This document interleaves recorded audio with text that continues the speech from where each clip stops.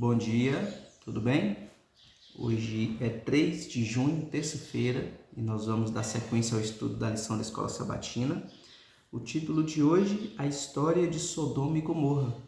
E nós, provavelmente você já conhece, né, a história de Sodoma e Gomorra. Quando Ló, sobrinho de Abraão, morava lá, Deus havia determinado, havia falado com Abraão que destruiria aquelas cidades. E os anjos foram lá para libertar Ló, e toda a cidade, desde os mais jovens até os mais velhos,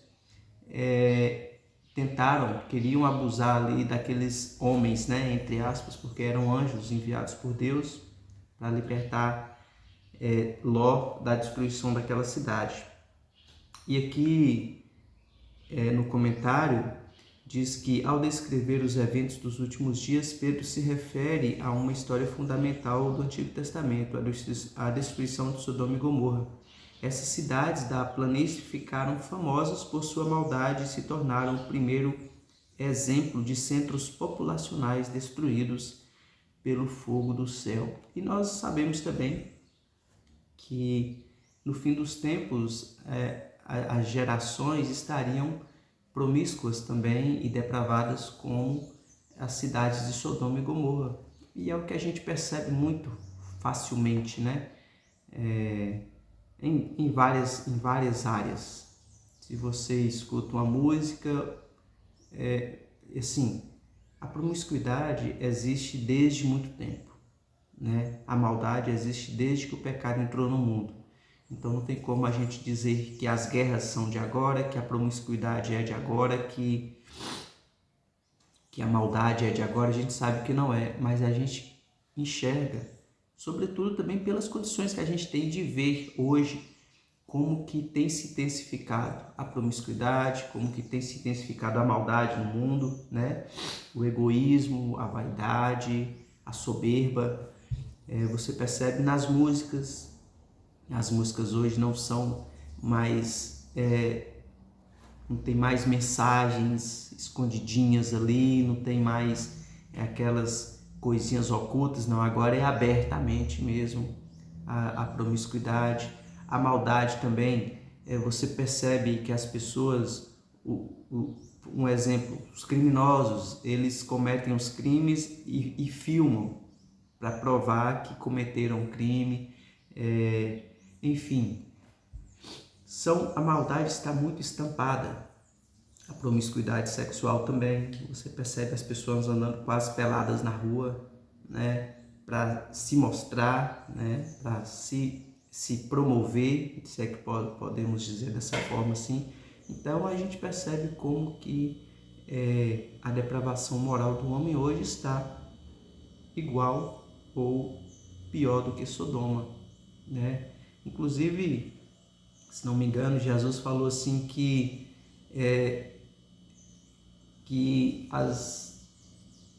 Sodoma, se tivesse recebido a mesma mensagem, o mesmo como o povo de Israel havia recebido, né, o Salvador ali, que talvez eles teriam mais condições de serem justificados do que eles próprios. Isso também serve para os nossos dias hoje, né? A gente percebe isso também, inclusive, essa depravação no mundo religioso. Como que a vaidade, como que o desejo de engrandecimento ali, eu não digo engrandecimento espiritual, mas a vaidade das lideranças religiosas, que sabem muitas vezes da verdade, da vontade de Deus para o seu povo, mas preferem mantê-los na ignorância a esclarecer de fato a vontade de Deus para elas, né? E aqui tem alguns textos aqui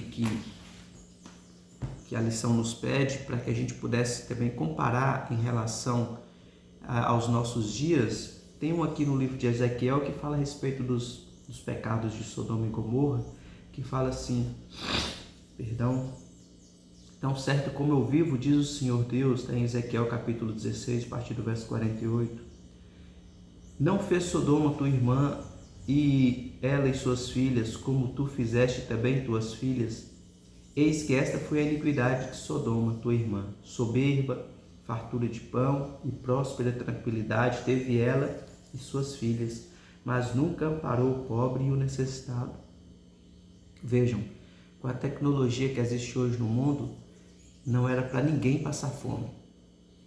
E o mundo tem mais de 7 bilhões de pessoas e cerca de 1/6, mais de 1 bilhão de pessoas passa fome, está à beira da morte por falta de comida.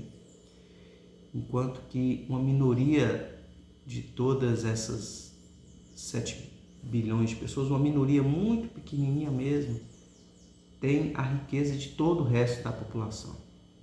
Você pode pensar assim, vem esse, sei lá, esse socialista falar aqui. Bom, e no meu ponto de vista, é uma das consequências do pecado, né? É o próximo ter a condição de ajudar aquele que não tem e não fazer nada, né? Inclusive não apenas dos grandes, mas nós também. Todos nós que temos a condição de fazer isso por alguém e não fazemos, também estamos pecando. Assim como diz aqui nessa circunstância, nessa passagem bíblica aqui, mas nunca amparou o pobre e o necessitado. E uma outra passagem que eu quero ler está aqui no livro de Judas.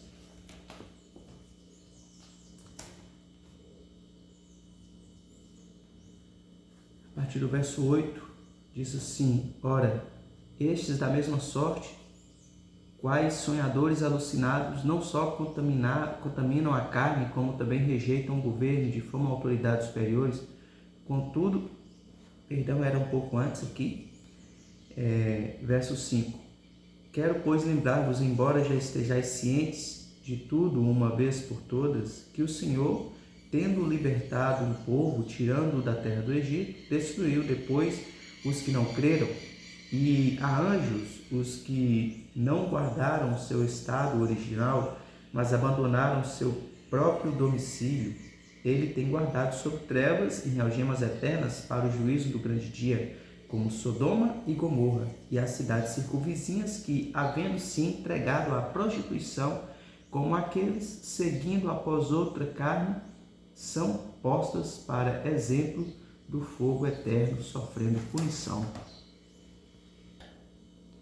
Então, quando fala-se a respeito das características de Sodoma e Gomorra, e a gente olha para os nossos dias e percebemos que estamos muito parecidos com essas cidades ímpias, a gente sabe também que o fim de todas as coisas será como foi o fim de Sodoma e Gomorra, né? Quando a cidade santa descer aqui nessa terra, vai descer fogo do céu e vai consumir todo o mal que existe nesse mundo, assim como aconteceu com Sodoma e Gomorra, né? Aqui ainda no comentário da lição diz: a advertência apresentada às pessoas dos últimos dias por meio do relato de Sodoma e Gomorra é clara. Um dia os ímpios serão destruídos, como relatado em Apocalipse 20. O pecado é enganoso, pois nos cega para o real estado do nosso coração, escondendo nossas transgressões sob uma camada de autojustificação, enquanto somos rápidos em reconhecer os pecados dos outros.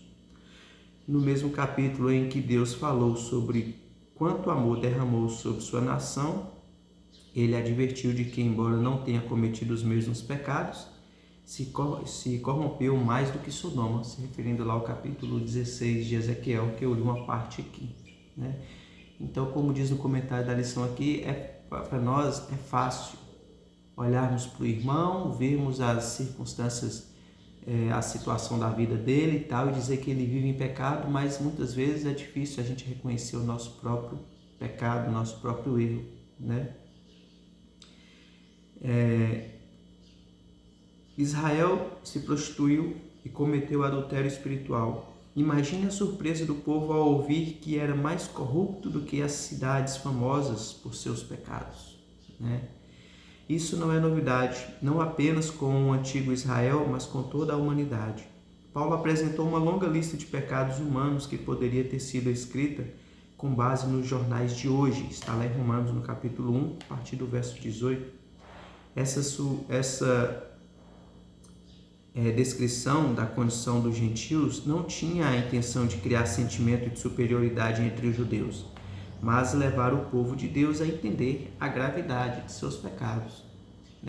A lição aqui ainda comenta que quando o profeta Natan chegou para Davi e contou toda aquela história do rico que tinha vários cordeiros, ovelhas ali e tal, e que foi na casa de um pobre tomar a única ovelhinha que ele tinha para oferecer ao visitante que havia chegado na sua casa, o profeta Davi ficou injuriado, nervoso demais com aquela injustiça, e só depois que Natan revelou que aquele homem rico era ele, foi que caiu em si. Da mesma forma, essa advertência ao povo judeu, ao povo de Israel ali, foi não para que eles se sentissem superiores, mas que eles percebessem que eles também estavam mais culpados do que o povo de Sodoma e Gomorra, porque eles receberam o Salvador em pessoa ali e não o aceitaram, Então nós também precisamos ter essa consciência de enxergar o pecado ao nosso redor, mas também entender que somos falhos e pecadores, e por saber o que sabemos, a responsabilidade recai ainda mais forte sobre cada um de nós. Então que nós tenhamos essa consciência e que também tenhamos a certeza de que o amor de Deus e a sua justiça em breve vai acabar com todo o mal que existe nesse mundo, e que nós estejamos preparados para esse grande dia. Amém? Vamos orar? Senhor, nosso Deus e Pai amado, louvado seja o teu santo nome, Senhor. Te agradecemos por tua bondade e misericórdia. Te agradecemos também por tua justiça. Te pedimos, antes de tudo, perdão pelos nossos pecados, para que quando o Senhor vier com a tua justiça para acabar com todo o mal deste mundo, nós estejamos preparados de pé na tua presença. Que o seu Santo Espírito e a tua graça nos alcance todos os dias e que nós possamos de fato sermos transformados por ti. Dá-nos um dia abençoado na presença do Senhor. Oramos em nome de Jesus. Amém. Então é isso. Bom dia. Fique com Deus. Reflita na lição, no estudo de hoje. Reflita também e observe o mal ao seu redor.